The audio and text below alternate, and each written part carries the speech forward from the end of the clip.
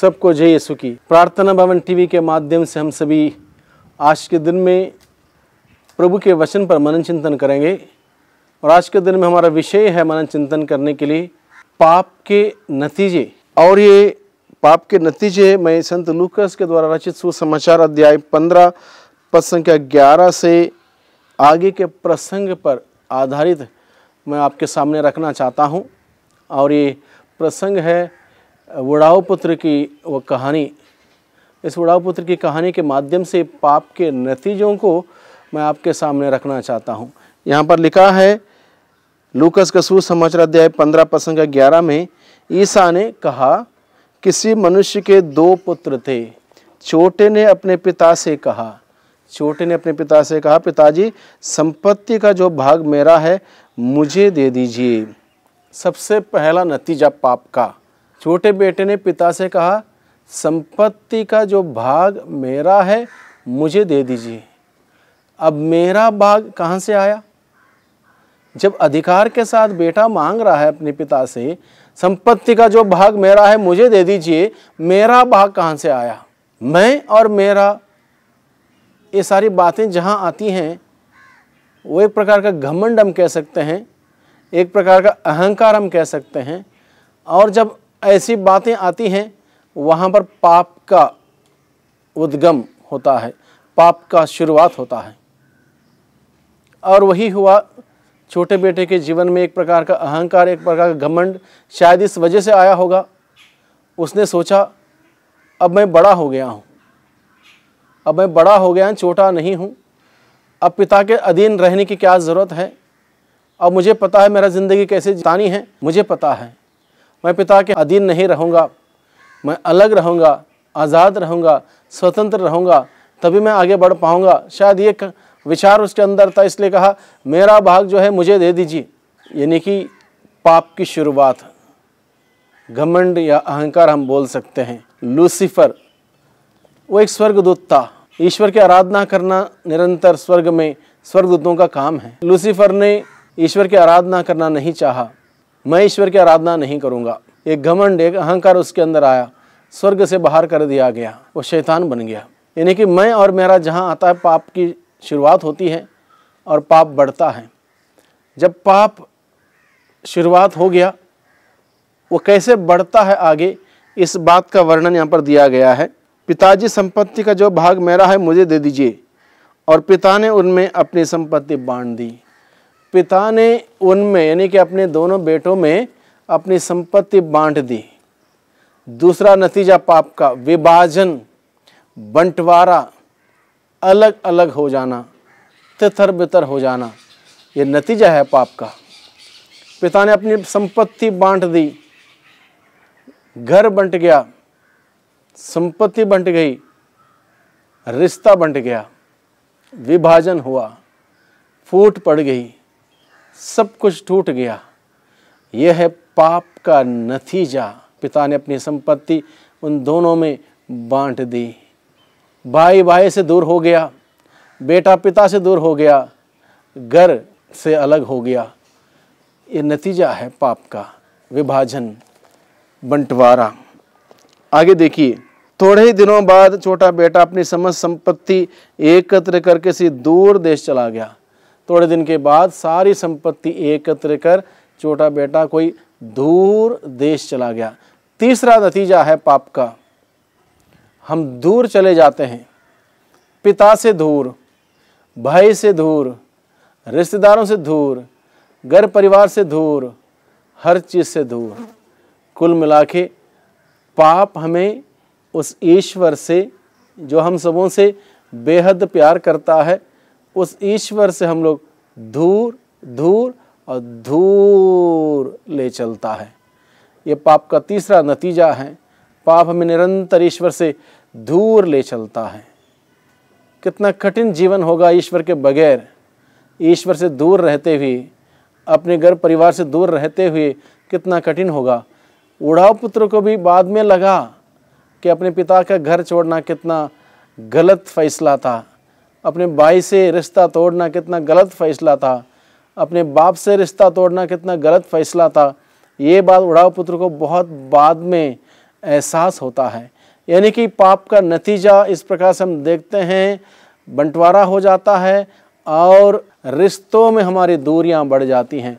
और उड़ा पुत्र के साथ वही हुआ, पिता के साथ उसका रिश्तों में दूरियां बढ़ गईं, भाई के साथ उसके रिश्तों में दूरियां बढ़ गईं, और ये दूरियां बढ़ जाना पाप का नतीजा है।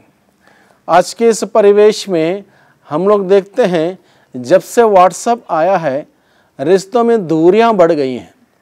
जब से व्हाट्सएप आया है, घर में 5 सदस्य हैं, पांचों के पांचों व्हाट्सएप के द्वारा भले ही मैसेज भेजें, व्हाट्सएप के द्वारा कम्युनिकेट भले ही करें, लेकिन दिल से दिल का रिश्ता कम हो गया है। यानी कि एक दूसरे के साथ रिश्ते में दूरियां हो जाना पाप का एक नतीजा है। तो आज के दिन हम देखते हैं इस प्रकार से, जब से ये आधुनिक उपकरण आए हैं, जिसको मोबाइल कहते हैं, को इंटरनेट कहते हैं, ये सब जब से आया है, हमारा आपसी रिश्ते में दूरियां बढ़ गई हैं। हम इस बात से समझ सकते हैं, यानी कि इन सभी डिवाइस के द्वारा, इन सभी आधुनिक उपकरण के द्वारा पाप निश्चित रूप से बढ़ा है। इस बात से आप इनकार नहीं कर सकते हैं। आज बच्चों को, छोटे बच्चों को जो सयाना नहीं हुए हैं, उनको ये पता है क्या क्या उस मोबाइल के अंदर क्या क्या अवेलेबल है, क्या क्या उपलब्ध है, उनको पता है। हर कोई बटन दबाने के बाद उनके सामने सब कुछ आ जाता है। यानी कि इन सभी बातों के द्वारा रिश्तों में दूरियां ज़रूर बढ़ी हैं, बहुत ज़्यादा दूरियां हो चुकी हैं। वो आपसी प्यार मोहब्बत का, दिल का रिश्ता दिन प्रतिदिन कमज़ोर पड़ता जा रहा है। यानी कि ये संकेत कर रहा है पाप निरंतर बढ़ रहा है, और ये पाप के नतीजे हैं कि हम सबों का आपसी दिल का रिश्ता कमज़ोर पड़ता जा रहा है। इसलिए उड़ाव पुत्र की इस कहानी के द्वारा हम अपने जीवन पर, व्यक्तिगत जीवन पर, पारिवारिक जीवन पर विचार करें। अगर हमारा जीवन, हमारा रिश्ता एक दूसरे के साथ कमज़ोर पड़ा हुआ है, हमारा रिश्तों में दूरियां आ गई हैं, तो निश्चित रूप से यह एक संकेत है कि वहाँ पर पाप बढ़ रहा है। पाप हमें क्या करता है? दूरियां प्रदान करता है। रिश्तों में दूरियां, बाप से बेटा दूर चला गया, भाई से भाई दूर चला गया, और रिश्तों में इस प्रकार के धुंधलापन, दूरीपन इस प्रकार से आ जाने से जीवन में अधूरापन आ जाता है। वही बात उड़ाव पुत्र के साथ हुआ। आगे देखिए, थोड़े ही दिनों बाद छोटा बेटा अपनी समस्त संपत्ति एकत्र कर किसी दूर देश चला गया, और वहां उसने भोग विलास में अपनी संपत्ति उड़ा दी। अब देखिए, यह नवजवान, ये छोटा बेटा, बाप ने अपनी संपत्ति बंटवारा करते हुए उसको दे दी। मान लो उदाहरण के लिए उसको 50 लाख रुपए दिए, 1 करोड़ की सारी जमीन जायदाद बाप की थी, 2 हिस्सा कर दिया, बड़े बेटे को आधा, छोटे को आधा, और छोटा बेटा मान लो अपनी संपत्ति 50 लाख रुपए लेके चला गया। जब इतने सारे पैसे उसको मिले, उसके मेहनत के नहीं हैं, उसके परिश्रम के नहीं हैं, यूं ही मिले हैं, मुफ्त में मिले हैं, उसकी कोई कीमत नहीं है। जिसकी कोई कीमत नहीं है, इंसान उसको बर्बाद करता है। और ये क्या करता है? अपने जो भी हिस्सा मिला था उसको भोग विलास में, बुराइयों में, नशे में, उस चीज़ में, इस चीज़ में उड़ाता है, बर्बाद करता है, सब कुछ ख़त्म कर देता है।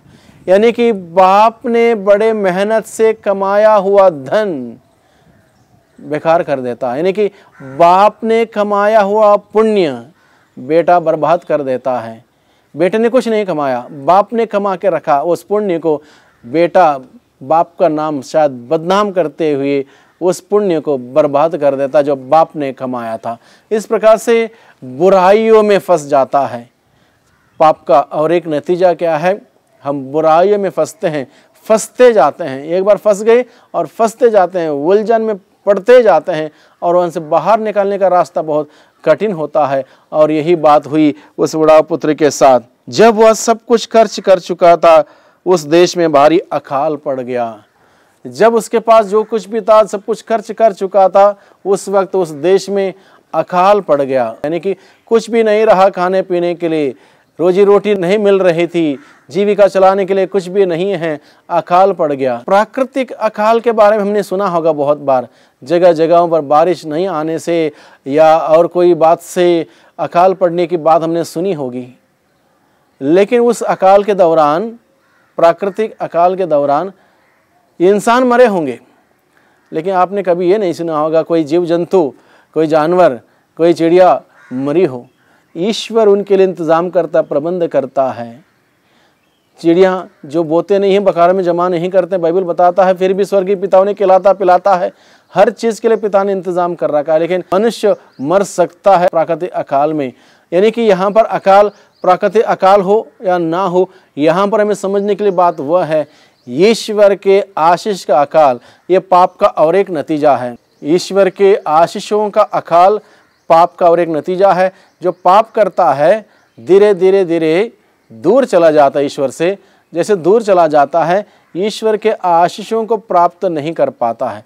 ईश्वर अपने आशीष देता है, वो मना नहीं करता है, लेकिन हम लोग ग्रहण नहीं कर पाते हैं। ईश्वर के आशीषों का अकाल जिस व्यक्ति पर पड़ जाता है, जिस परिवार में पड़ जाता है, जिस जगह पर पड़ जाता है, जिस माहौल में पड़ जाता है, वहाँ पर किसी प्रकार की तरक्की नहीं होगी, वहाँ पर सब कुछ सूख जाएगा। जिस प्रकार से स्वयं प्रभु यीशु मसीह कहता है, तुम डालियाँ हो और मैं दाखलता हूँ, अगर तुम मुझ में नहीं जुड़े रहोगे तो तुम सूख जाओगे, मुरझ जाओगे, तुम्हारा कोई अस्तित्व नहीं होगा और लोग तुमको बटोर कर, सूखी डालियों को बटोर कर आग में डाल के जला देंगे। देखिए मेरे पीछे यहाँ पर बहुत सारी सूखी लकड़ियाँ रखी हुई हैं। ये लकड़ियां जब पेड़ से जुड़ी हुई थी, हरी भरी थी, फलदायक थी, लेकिन अब सब कुछ सूख गया, उसका अस्तित्व मिट गया, खत्म हो गया है, अब केवल जलाने लायक हैं। ये पीछे सारा इलाका आप देखिए, एक प्रकार से सूखा सूखा सूना सूना इलाका है, सूखा है, सूना है। यहाँ पर ये लाइफ नहीं है, जीवन नहीं है, सब कुछ अधूरा लग रहा है। पाप के वजह से हमारा जीवन इसी प्रकार से हो जाता है, सूख जाता है, मुरझ जाता है, अस्तित्व हम खो जाते हैं, सब कुछ मिट जाता है। ईश्वर के आशीष का अकाल पड़ने पर यह दशा हो सकती है। यानी कि हम सबों के जीवन में भी ईश्वर के आशीष का अकाल पड़ गया, हम भी इन लकड़ियों के भांति सूखे रहेंगे। हमारा जीवन में उत्साह नहीं रहेगा, खुशियां नहीं रहेगा, प्यार नहीं रहेगा, मोहब्बत नहीं रहेगा, शांति नहीं रहेगी, तनाव में रहेंगे, चिंताओं में रहेंगे, परेशान हो जाएंगे, अलग अलग प्रकार के बीमारी जीवन में आ जाएगी पाप के नतीजे के रूप में। और वही बात उड़ाऊ पुत्र के जीवन में होता है और ईश्वर के आशीष का अकाल पड़ गया उसके जीवन में। जब ईश्वर का आशीष का अकाल पड़ जाता किसी व्यक्ति के जीवन में, वह व्यक्ति संभल नहीं पाता है, आगे नहीं बढ़ पाता है। वही बात उड़ाऊ पुत्र के जीवन में हुई। और आगे देखिए, और उसकी हालत तंग हो गई, उसकी हालत इतनी तंग हो गई, हालत इतनी खराब हुई, वो संभाल नहीं पाया, बहुत उसकी हालत खराब हुई। खाने के लिए नहीं है, पीने के लिए नहीं है, पैसे नहीं है, अकाल पड़ा हुआ है, पापा से रिश्ता कटा हुआ है, भाई से रिश्ता कटा हुआ है, उसका जीवन बर्बादी की ओर है, बर्बादी के कगार पर है, उसकी हालत तंग हो चुकी है। और ये बात पाप के नतीजे के रूप में आई। पाप के नतीजे के रूप में हालत तंग हो जाना, बर्बादी के कगार पर पहुंच जाना। बहुत सारे युवक गलत आदतों के वजह से, गलत संगतियों की वजह से अपने जीवन को बर्बाद कर रहे हैं। उनके वजह से उनका परिवार बर्बाद है, घर का मुख्य गलत आदतों का शिकार है तो परिवार बर्बाद है। ये सब पाप का नतीजा है भाइयों बहनों। अगर हमारा व्यक्तिगत जीवन इस कगार पर पहुंच गया है, अगर हमारा पारिवारिक जीवन इस कगार पर पहुंच गया है, बर्बादी के उस दरवाजे पर पहुंच गया है, यह वक्त है होश में आने का और बर्बाद ना हो जाएं, होश में आए। उड़ाऊ पुत्र के साथ वही हुआ। आगे देखिए, जब वह सब कुछ खर्च कर चुका था तो उस देश में भारी अकाल पड़ गया और उसकी हालत तंग हो गई, इसलिए वह उस देश के इस निवासी का नौकर बन गया। अब उड़ाऊ पुत्र की हालत देखिए, अमीर बाप का अमीर बेटा, सारी सुख सुविधाएं उसके पास दी, नौकर चाकर उसके पास दे, जो खाना हो जो पीना हो सब कुछ उसके पास था। अहंकार आ गया, घमंड आ गया, पाप उसके जीवन में आ गया, विभाजन हुआ, बंटवारा हुआ, दूरियां हुई, आशीष का काल पड़ गया, हालत तंग हो गई, सब कुछ भोग विलास में खर्च हो गया। अब जब बर्बादी के दरवाजे में पहुंच गया, वो क्या करता है, मजबूरी में किसी का नौकर बनता है। पाप हमें शैतान के हाथों में गुलाम बनाता है, नौकर बनाता है, और ये पाप का नतीजा है। एक नौकर बन गया, अमीर बाप का अमीर बेटा अब नौकर बन गया, बेटा नौकर बन गया। पाप हमें कहां से कहां तक गिराता देखिए। इस हद तक गिराता है। और उड़ाव पुत्र इस प्रकार से अनुभव करता अपने जीवन में पाप के नतीजे के रूप में। हो सकता हम भी इस प्रकार का अनुभव करते होंगे कि हम भी पाप करते करते करते करते शैतान के हाथों में गुलाम बनते होंगे। कुछ आदतें पाप की ऐसी हैं हम छोड़ नहीं पाते हैं, कुछ संगतियां पाप में ऐसी हैं हम छोड़ नहीं सकते हैं, कुछ विचार पाप के हम उसको अलग कर नहीं सकते हैं। तो यानी कि हम इस प्रकार से क्या है, हम शैतान के हाथों में गुलाम बनते हैं, शैतान के हाथों में पाप के दास बन, शैतान के हाथ में दास बनते हैं, गुलाम बनते हैं, बाहर नहीं आ पाते हैं। और वही हुआ उड़ाव पुत्र के साथ। आगे देखिए, इसलिए वह उस देश के एक निवासी का नौकर बन गया जिसने उसे अपने खेतों में सुअर चराने भेजा। नौकर बन गया, ठीक है, वो भी किस प्रकार की नौकरी जो समाज में कोई भी उस नौकरी को नहीं करना चाहता, जो किसी को नहीं चाहिए नौकरी, वो नौकरी उसको मिलती है। यानी कि पाप का नतीजा अच्छी नौकरी नहीं है, और कोई ऐसी नौकरी जो किसी को नहीं चाहिए, एक ऐसी नौकरी उसको मिलती है। पाप का नतीजा पाप हमें कैसे बर्बाद करता है। देखिए, जो फलियां सुअर खाते थे उन्हीं से वह अपना पेट भरना चाहता था। इंसान अमीर बाप का बेटा जानवर के बीच में जानवर बन जाता है, जानवर का खाना खाने का प्रयास करता है, जानवर का खाना खाना कोशिश करता है। पाप इंसान को कहाँ तक ले जाता है, इस बात से हम समझ सकते हैं। एक अमीर बाप का बेटा सुअरों के बीच में सुअरों का खाना खाने की होड़ में है, तब भी उसको नहीं मिल पा रहा, क्योंकि सुअर अपने खाना खाना जानते हैं, लेकिन मनुष्य सुअर बन के खाना नहीं खा सकता, इसलिए उसको नहीं मिल रहा था। शायद सुअरों का खाना कोशिश किया उसने, लेकिन मिल नहीं पाया तब भी, क्योंकि उससे पहले सुअर उस खाने पर झपट पड़ते थे शायद, इसलिए इसको नहीं मिल रहा था। जो फलियां सुअर खाते थे उन्हीं से वह अपना पेट भरना चाहता था, लेकिन कोई उसे उनमें से कुछ नहीं देता। यानी कि जो सुअर खाते थे, जो फलियां वो खाना चाहता था, लेकिन उसमें से उसको कुछ नहीं मिल पाता था। तब वह होश में आया। सुंदर बात यहाँ पर यह है, सबसे सुंदर बात यहाँ पर यह है, ये बेटा, छोटा बेटा पाप करते करते करते घर में विभाजन हुआ, बंटवारा हुआ, फूट हुआ, कला हुई, कलंक हुई, सब कुछ हुआ। उसके बाद दूर चला गया, बर्बाद कर दिया सब कुछ, ऐश आराम में सब कुछ उड़ा दिया। उसके बाद आशीष का अकाल पड़ गया, अकाल पड़ने के बाद हालत तंग हुई, तंग होने के बाद जब वो नौकर बन गया, जानवर बन गया और उसको खाने लगा, तब भी नहीं मिला। ये सब बातें जब उसके जीवन में हुई, तब वह होश में आया।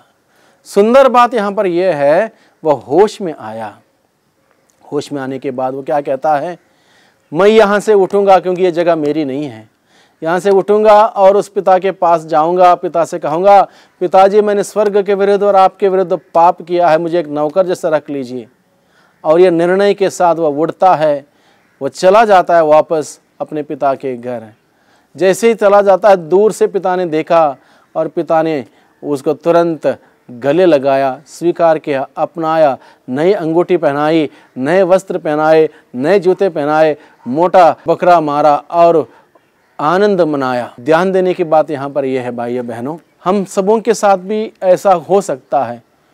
पाप करते करते करते हमारे घर परिवार में फूट हो सकती है, विभाजन हो सकता है, हमारा रिश्ता कमज़ोर पड़ सकता है, बाप बेटे का रिश्ता, भाई भाई का रिश्ता, माँ बेटे का रिश्ता टूट सकता है, ये सब हो सकता है। और इस प्रकार से हम रिश्तों में दूरियां बनाए रख सकते हैं। उसके बाद आशीष का अकाल पड़ने के बाद में हम कर सकते हैं। इस प्रकार से हम एक प्रकार के गुलाम बन सकते हैं पाप करते करते। अगर हम होश में नहीं आएंगे हम बर्बाद हैं, अगर हम होश में नहीं आएंगे हम बर्बाद हैं। उड़ाव पुत्र के साथ सब कुछ हुआ बुरा पाप के वजह से, पाप के नतीजों के वजह से, लेकिन वो धन्य है इसलिए क्योंकि वह होश में आया। वो होश में आया, होश में आते ही वो अपने पिता के घर जाने का निर्णय लेता है, पिता से माफ़ी मांगने की तैयारी करता है और इस प्रकार से जाता है माफ़ी मांगने के लिए। पिता उसको स्वीकार करता है, दोबारा वही जगह उसको प्रदान करता है। ध्यान देने की बात यहाँ पर यह है, जब से यह लड़का खोया यानी कि घर छोड़ के चला गया, पिता उसके पीछे नहीं गया। इस बात को नोट कीजिए, पिता ने पूरी आज़ादी दी, जाओ बेटे जहाँ तक जाना हो जा। पिता ने पूरी आज़ादी दी और काफ़ी समय तक पिता इंतज़ार ज़रूर करता रहा कि मेरा बेटा एक दिन लौट के आएगा। पिता परेशान होकर उसके पोस्टर नहीं लगाए इधर उधर, जगह जगह पर उन्होंने ये नहीं लगाया गुमशुदा इसकी तलाशी करो, अगर तलाशी करके इसको लाओगे तो आपको 15,000 का इनाम मिलेगा या 50,000 का इनाम मिलेगा। पिता ने उस पोस्टर नहीं लगाए। आज के दिन में क्या क्या होता है, जब कोई इंसान खो जाता है, आपने देखा होगा बहुत जगह पर, ट्रेन में, रेलवे स्टेशन में, बस अड्डे में, बस के पीछे या जगह जगह पर क्या पोस्टर लगा रहता है, गुमशुदा है, खोया हुआ है। जो इसकी अता पता बताएगा, जो उसको तलाशी करके लाएगा, उसको 50,000 का इनाम या 30,000 का इनाम या 25,000 का इनाम या 10,000 का इनाम। इसका मतलब क्या है, 50,000 तक ठीक है, 50,000 में इंसान मिल गया ठीक है, नहीं तो जाने दो। 50,000 के ऊपर है कोई बात नहीं, जाने दो। यानी कि इंसान की कीमत कितना लगाता है, 5,000, 10,000, 20,000, 25,000, 30,000 या 50,000। मैंने देखा नहीं 50,000 कहीं पर, लेकिन 15,000 तक मैंने देखा। मैं एक बात बता रहा हूँ, हो सकता है आज के दिन में लोग अमीर हो गए हैं, 50,000 तक दे सकते हैं। यानी कि 50,000 के अंदर वापस आ जाए, मिल जाए ठीक है, नहीं तो कोई बात नहीं। इंसान उसको भूल जाता है। उसके बाद ईश्वर क्या करता है, मौका देता है पश्चाताप करने के लिए, लौट के आने के लिए। लौट के आने तक ये पीछे नहीं जाता है, ढूंढ के नहीं जाता है। वो अपने घर में बैठा है इंतज़ार करते हुए। जब आता है पश्चाताप करते हुए, तब उसको स्वीकार करता है। यानी कि भाइयों बहनों, बात यहाँ पर क्या है, पाप के नतीजे ये हैं, इतने बुरे हैं, यहाँ तक हमें पहुँचाता है। वहाँ से लौट के आने की जिम्मेदारी हमारी है। होश में आके पश्चाताप के साथ लौट के आने की जिम्मेदारी हमारी है। अगर हम लौट के नहीं आएंगे, होश में नहीं आएंगे, उस पिता के पास नहीं आएंगे, उसके पास आके माफ़ी नहीं मांगेंगे, हम बर्बाद हैं। इसलिए भाइयों बहनों, प्रभु का ये वचन, प्रभु का ये संदेश आज जो हम सुन रहे हैं, हम सबों को ये ताकत दें, शक्ति दें, सामर्थ्य दें, हम सबों को सच्चे पश्चाताप का वरदान दें। सच्चे रूप से हम लोग पश्चाताप करते हुए उस पिता के पास जाएं, एक एक गलती के लिए पिता से माफ़ी मांगें। जो कुछ भी हमारे जीवन में गलत हुआ है, जो कुछ भी बुरा हुआ है या बुरा हमने किया है, सब कुछ उस पिता के सामने जाके माफ़ी मांगें। माफ़ी मांगते हुए उस पिता से कहें, पिता में माफ़ करने के लिए निरंतर तैयार है। पिता अपने बेटे की तलाश में नहीं गया, ढूंढ के नहीं गया, परेशान नहीं हुआ, बल्कि वो अपने घर में इंतज़ार करता रहा। वही पिता मेरा और आपका इंतज़ार करता है। हर बार जब हम पाप में पड़ते हैं, पश्चाताप के साथ लौट के आने का वो पिता हम सबों का इंतज़ार करता है। अगर हम पश्चाताप करते हुए, वक्त रहते हुए पश्चाताप करते हुए पिता के पास जाएंगे, पिता हमें माफ़ कर देगा, क्षमा कर देगा और हमें वही सुंदर आनंद खुशियों से भरा हुआ जीवन देगा। इसलिए भाइयों बहनों, इस संदेश को सुनने के बाद यह संदेश अनसुना ना करें। हम सब के सब, आप और मैं, अपने व्यक्तिगत जीवन पर विचार करें। मैं आज के दिन में कहाँ पर हूँ, कहाँ खड़ा हूँ, ईश्वर के अगर नज़र में मैं दूर हुआ हूँ, हम निर्णय करें, हम उठें यहाँ से, होश में आएँ और जाएं उस पिता के पास, पिता से माफ़ी मांगें, क्षमा की याचना करें, जिससे कि हम सबों को वही आनंद, वही खुशियाँ, वही प्यार, मोहब्बत हम सबों को मिलता रहे और पिता के प्यार में हम निरंतर फलते रहें, आगे बढ़ते रहें, तरक्की करते रहें। वही पिता परमेश्वर हम सबों को आशीष दें, विशेष रूप से पश्चाताप का वरदान दें। पिता, पुत्र और पवित्र आत्मा के नाम पर आमीन।